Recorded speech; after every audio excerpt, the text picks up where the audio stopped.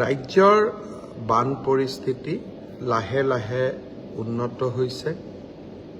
ডিব্ৰুগড়ত জলপৃষ্ঠৰ সামান্য বিপদসীমাৰ ওপৰত আছে যদিও আন গোটেইবোৰ অঞ্চলতে ব্ৰহ্মপুত্ৰৰ পানী লাহে লাহে কমিবলৈ আৰম্ভ কৰিছে।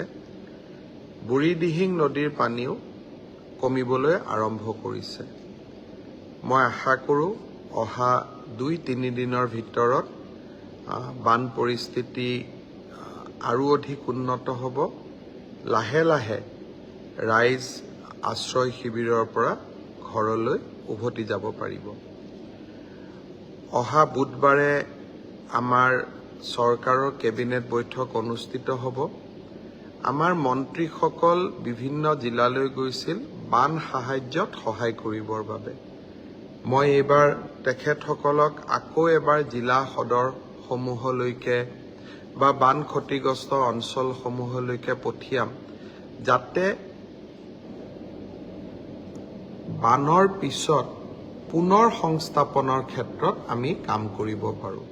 বিশেষকৈ যিসকল ছাত্ৰ ছাত্ৰীৰ কিতাপ পত্ৰ নষ্ট হ'ল, যিসকলৰ ঘৰ বা গৃহ তেওঁলোকে হেৰুৱাবলগীয়া হ'ল বা ঘৰ আদিত বিস্তৰ ক্ষতি হ'ল, আৰু যিসকলৰ পশুধন হেৰাই গ'ল, এই ধৰণে যিসকল বিভিন্ন দিশত বানৰ দ্বাৰা ক্ষতিগ্ৰস্ত হ'ল, তেওঁলোকক যাতে আগষ্ট মাহৰ 15 তাৰিখৰ আগতেই আমি সহায় কৰিব পাৰোঁ, তাৰ বাবে আমি আকৌ এটা প্ৰচেষ্টা চলাম।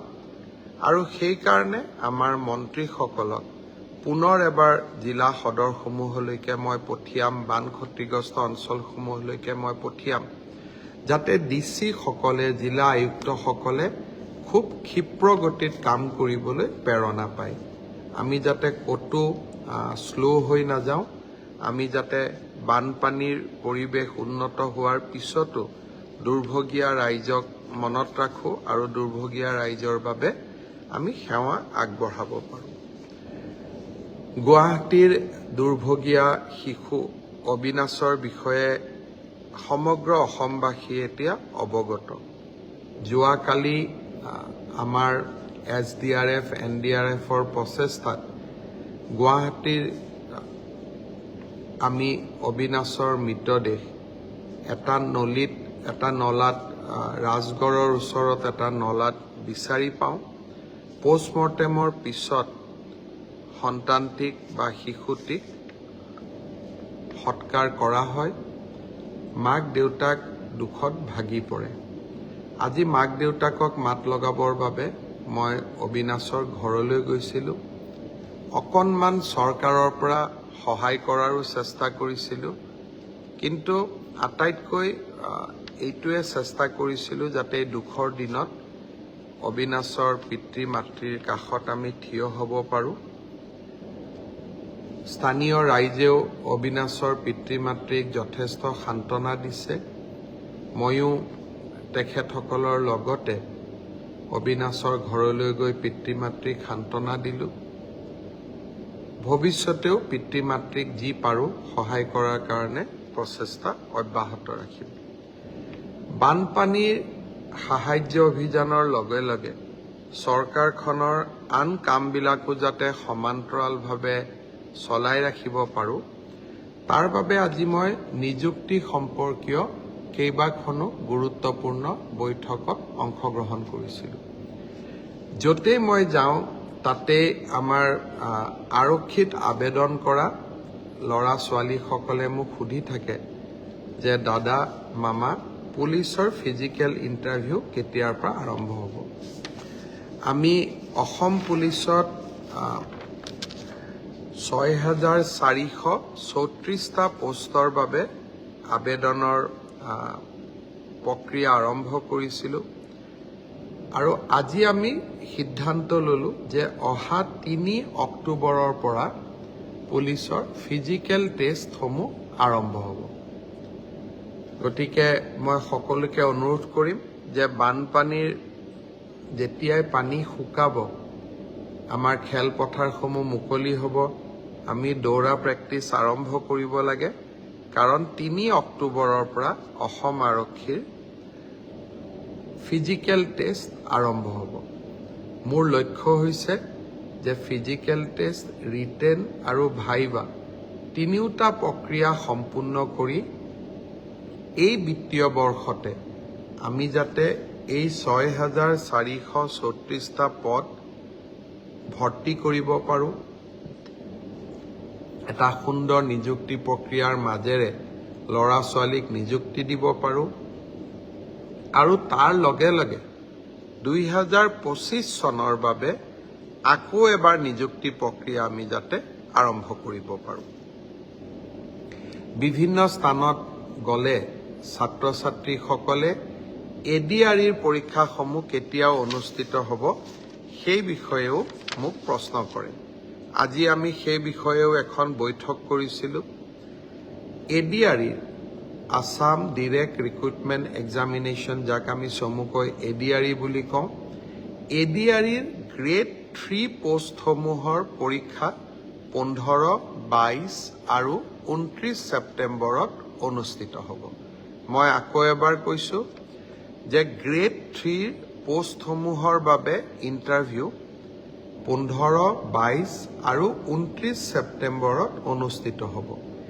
এই পৰীক্ষা এইবাৰ লোকসেৱা আয়োগে পতা পৰীক্ষাৰ আৰ্হিত হ'ব।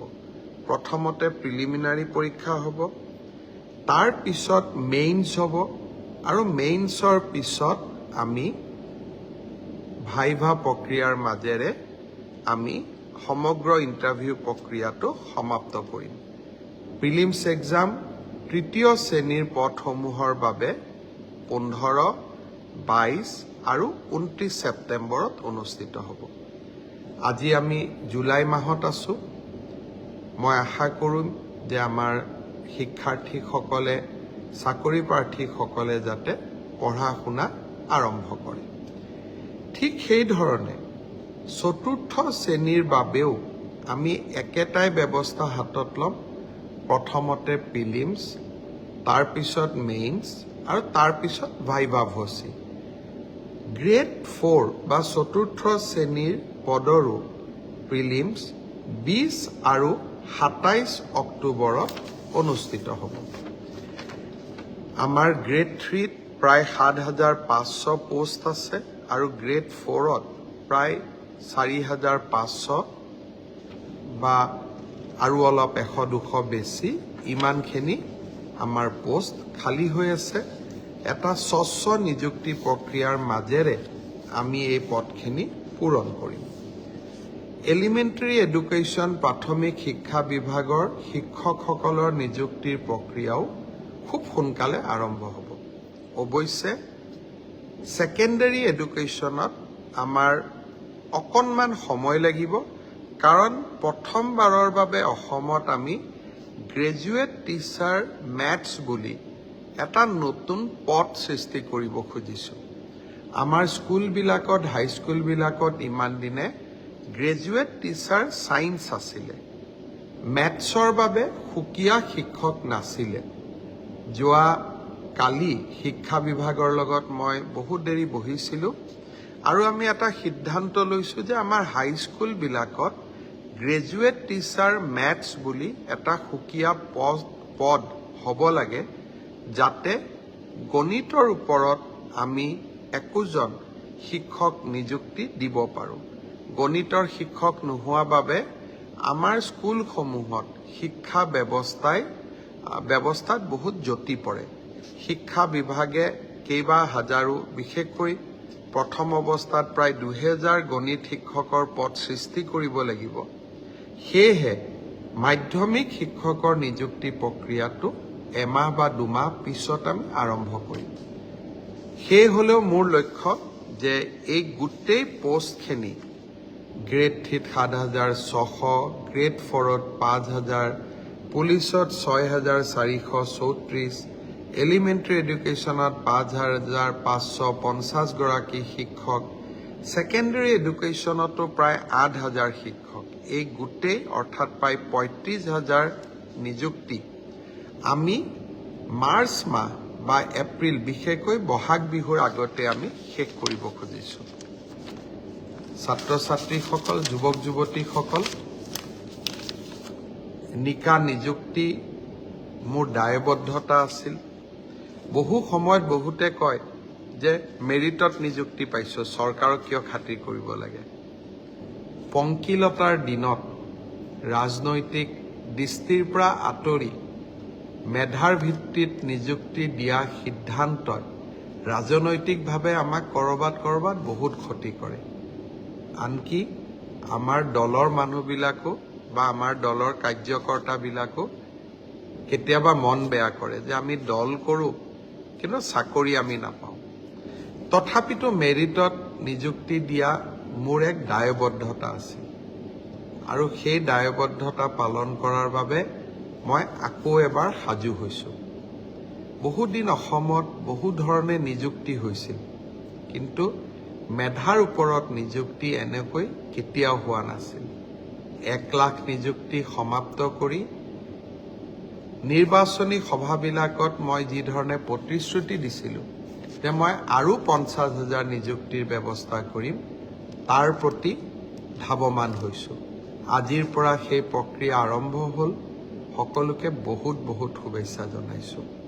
ভালকৈ পঢ়িব লাগে আৰু দেউতা মাৰ লগতে সকলোৰে সুনাম বৃদ্ধি কৰিব লাগে। ইমানতে মই সামৰণি মাৰিম। যোৱাকালি পলাশবাৰীতো গৈছিলোঁ বানপানীত ক্ষতিগ্ৰস্ত লোকৰ খবৰ ল'বৰ বাবে। আজি গুৱাহাটীৰ বাহিৰত যোৱা হোৱা নাই, কাৰণ অবিনাশৰ ঘৰত যাব পাৰি। এইবাৰ আমাৰ ৰাজ্যখনত আমি মহাবিদ্যালয়সমূহত 1 লাখতকৈ অধিক ছাত্ৰ ছাত্ৰীক বিনামূলীয়া নামভৰ্তি কৰিছোঁ। অৱশ্যে মোৰ ওচৰত অভিযোগ আছে 2-এখন কলেজে 650 টকাকৈ ছাত্ৰ ছাত্ৰীসকলৰ পৰা নামভৰ্তিৰ সময়ত লৈছিলে। অহা পৰহি 10 তাৰিখে মহাবিদ্যালয়সমূহক নামভৰ্তি বিনামূলীয়া কৰাৰ বাবে তেওঁলোকৰ যিমান ক্ষতি হ'ল সেই সমুদায় টকা আমি মহাবিদ্যালয়সমূহক উভতাই দিম, প্ৰায় 60 কোটি টকা। সেইদিনাখনেই মই মহাবিদ্যালয়ৰ অধ্যক্ষসকলকো অনুৰোধ কৰিম যে আমি নামভৰ্তিৰ সময়ত 600 টকাকৈ লোৱাৰ যি অভিযোগ আছে সেই অভিযোগবিলাক যাতে মিছা বুলি প্ৰমাণ কৰি, অসত্য বুলি প্ৰমাণ কৰি আমি ছাত্ৰ ছাত্ৰীসকলক সেই 600 টকাটো উভতাই দিওঁ। বহুত ধন্যবাদ। শুভৰাত্ৰি।